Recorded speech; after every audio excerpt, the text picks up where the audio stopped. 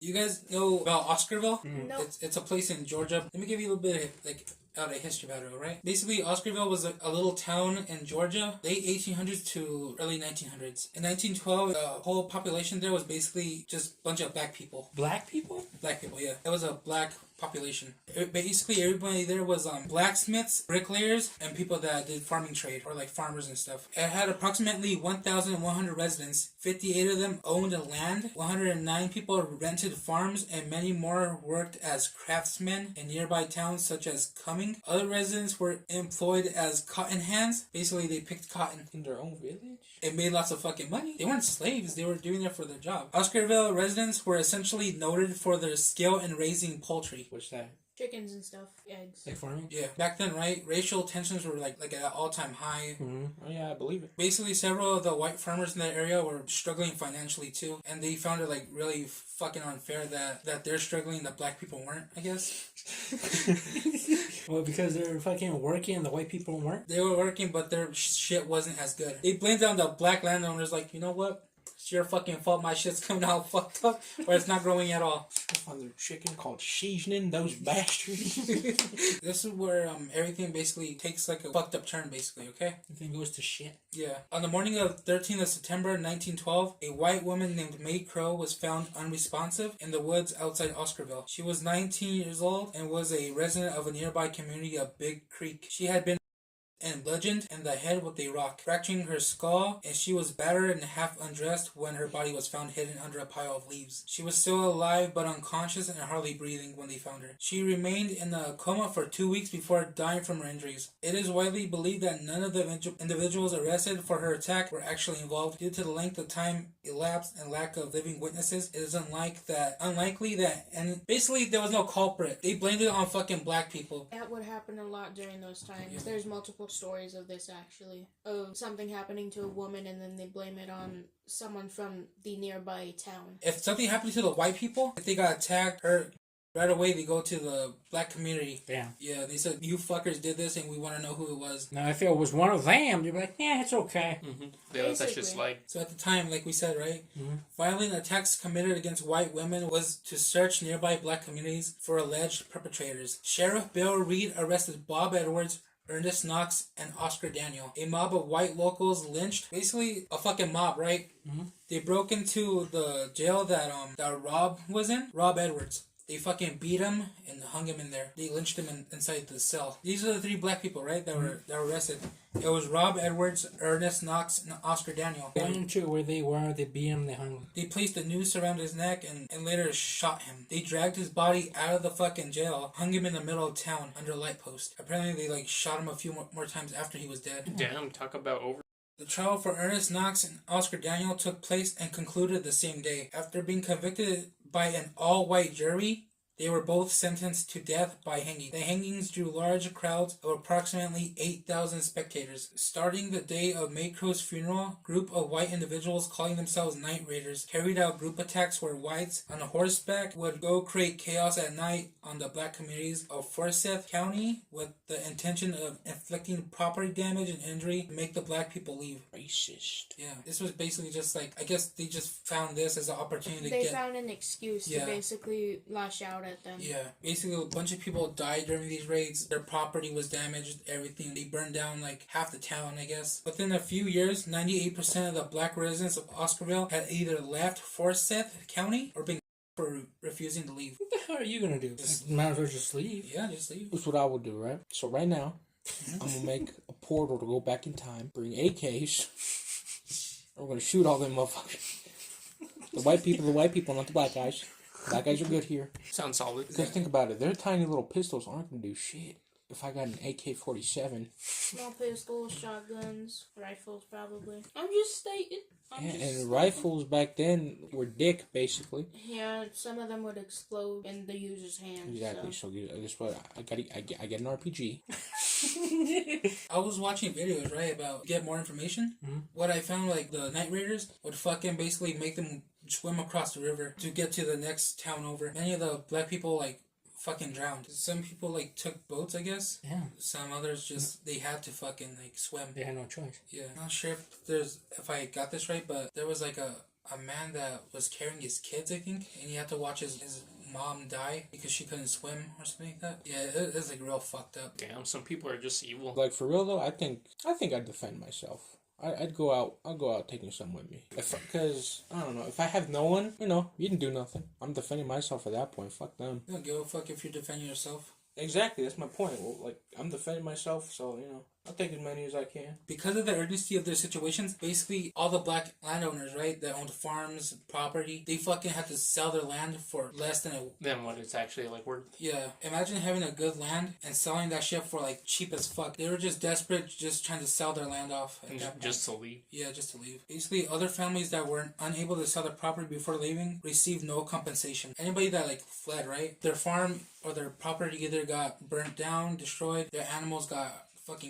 So it was all for nothing. Like back then too, like if you were black and you were just seen like a virus, like they didn't want to touch shit that you touched. They don't want your shit. They just want to like rebuild it, White residents would later take advantage of adverse possession laws, attended to make better use of abandoned land, to take possession of land left behind by black residents without having to pay the previous owners for it. Basically, like if the land wasn't sold or nothing, anybody could fucking take it over by those laws. They're not gonna come back for it, Decades later, Oscarville was gradually sold by the government. Growing demands for water in surrounding cities, such as Atlanta, led to the development of plans for a man-made reservoir. Plans for construction of the Beaufort Dam were approved in 1947. The dam, situated on the Chattahoochee. I can't say it. Chattahoochee River, I think. It would regulate flooding and lead to the formation of Lake Lanier. The remains of Oscarville were flooded in 1950 during the lake's construction. So it doesn't exist anymore? No. The town doesn't. It's under the lake. It's under the lake. In 1956, Lake Lanier was completed. Now this is where the story takes like a supernatural turn. Local legend alleges Lake Lanier to be haunted. One commonly claimed reason for the supposed haunting is the high number of drowning deaths, with over 500 deaths between the lake's formation and 2021. 200 deaths occurred between 1994 and 2020, either by drowning or boating accidents. So from 1994 to 2020, there was 200 deaths. Yeah, it's not that bad, but like, damn. So many accidents happen. People say it's because of the lake's murky waters and submerged structures that make it dangerous, contributing to the high number of unexplained drownings and boating fatalities. Another commonly cited reason for the supposed haunting is that several cemeteries were not relocated before the flooding, and as of today, they remain at the bottom of the lake. Another reason for the haunting has to do with the 27 victims who died over the years, but bodies were never recovered. There's a famous ghost story about the lady of the lake. Sorry, my bad. Basically, in 1958, two friends, Delia Mae Parker Young and Susie Roberts, departed a dance. After getting gas and skipping out on paying for it, they skidded off a bridge while crossing the lake and disappeared. So those two girls basically Well, they just banned. crashed off the lake. They crashed off the bridge into the lake. The following year, a fisherman came across a decomposed, unidentifiable body floating near one of the bridges. Examiners weren't able to identify her because she was swollen and deformed from exposure to the elements. The body was missing 2 toes from the left foot and both hands. The locals didn't need a forensic analysis to know this was Delia. Delia, yeah. How the fuck she missed her hands and her toes? Whatever, like creatures basically. Fishes. I thought it was just like it came off in the crash. That's what I was thinking. Basically, like people, like as soon as like they seen her body, right? They're like, we know who that is already. One reason they know who it was, how they knew it was Dahlia, because they had seen her themselves. She was wearing the same dress. She was wearing the blue dress way before her body was found by the fishermen. They saw her before they saw her ghost. I thought they saw her before she died. Yeah, I thought that too. No, nobody like seen her before she died, but they seen her ghost. And that's why when they seen the dead body, they're like, and what she was wearing, they're like, oh, I know who that one is. That's... Damn, they really, oh, no it is. Yeah. Kiss all. Because... No, like, dental records, just in case, or nothing.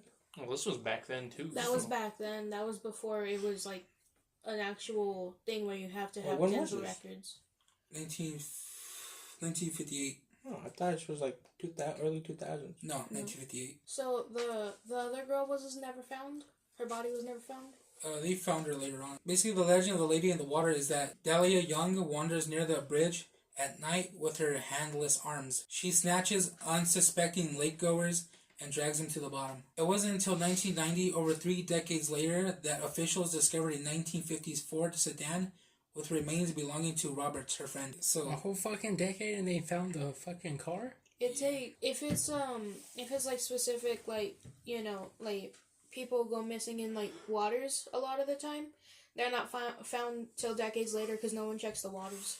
40 years later, they found her. Wait, how did they know though? Because no one knew that it was 2 women. Well, they went missing. They went missing at the same time, basically. And they found that one girl's like bodies, and then they like put 2 and 2 together, like they were out together. Yeah, so basically, if you go there at night on the bridge, she like, I think if you're swimming, I'm not too sure.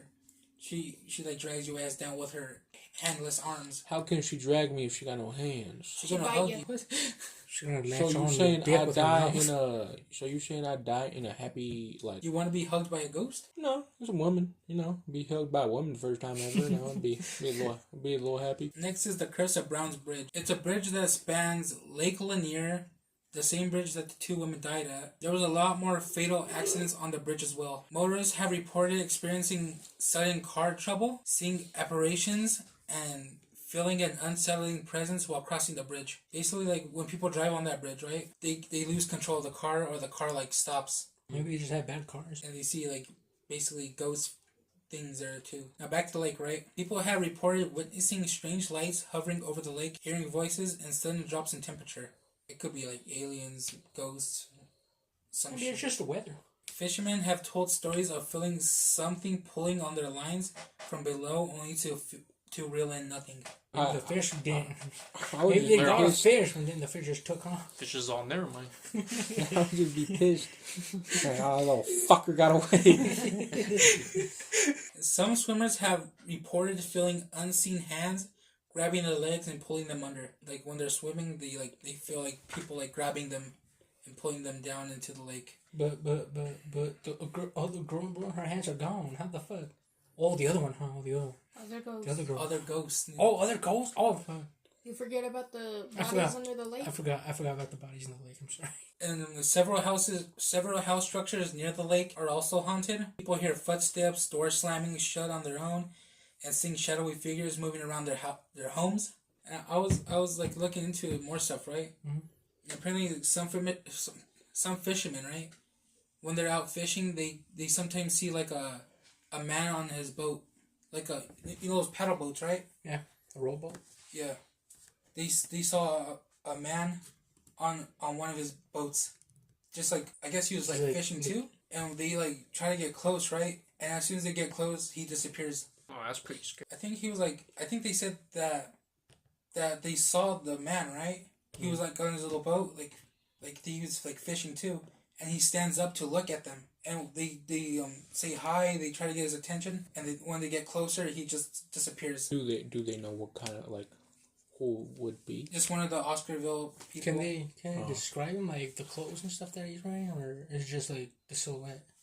I think they see that he's like clothes that he had back then. I think just regular like brown pants. I think, and like one of those like their old clothes and stuff. I don't know.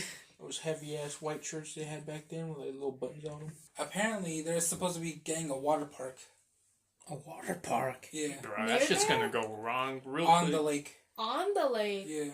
Oh, people gonna die. Nah, that's shit. On the lake is crazy, dude. My like knowledge on this whole thing is mainly with Lake Lanier and like knowing its like history with what you like went in depth with like with the town, but like with some of it. Yeah. That's how I kind of like know about it. I was trying to find more stuff on it, and I went to like some websites and I can't. It just basically says a bunch of the same stuff over and over. I can't really find like no ghost stuff per se. Mm-hmm. Just like We're gonna have to go there and get some stories from the locals. Weapon Eric. fucking per se, right? You bitch. That's from South Park. It's whenever the goth kids. Mm-hmm. They're getting mad at other kids because they're becoming vamp kids, like pretending to be vampires and shit. Yeah, I remember the episode. We got the guy at the head of the vamp kids fucking He just says birthday. The only thing I can find that, like, basically, like, some of the crashes people think, or some of the drownings people think too, are by like underwater, like things that were basically like flooded during the Oscarville thing, and boats that were like wrecked down there from previous years of like stuff happening. Basically, they think like those structures are coming up and like sinking boats because the boats keep smacking into them, or people get tangled in whatever the fuck is down there. I feel someone grab my leg. The reality is it's just brush. It could be. Or seaweed or something against your shit. They flooded that whole fucking town. Beaches are right near it too. The Appalachians is crazy. The Appalachian Mountains, yeah. Fuck, really?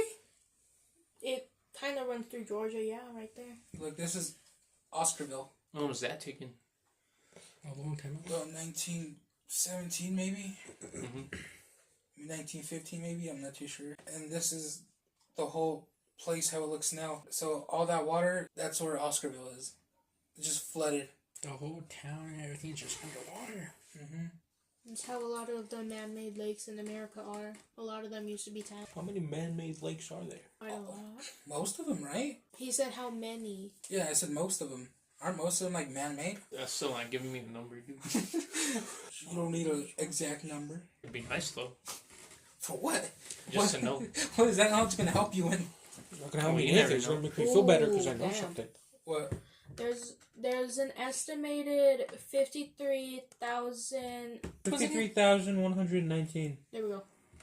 Yeah, there's an estimated number of that many A man-made? man-made lakes Jeez Louise. Well, that's probably counting like even like the little And- towns and shit, and right? reservoirs. So man-made lakes and reservoirs. What's a reservoir? What's a Big little lakes. Oh, yeah, okay, yeah. I just said that. Like, you said a cooler version of what I said, but okay.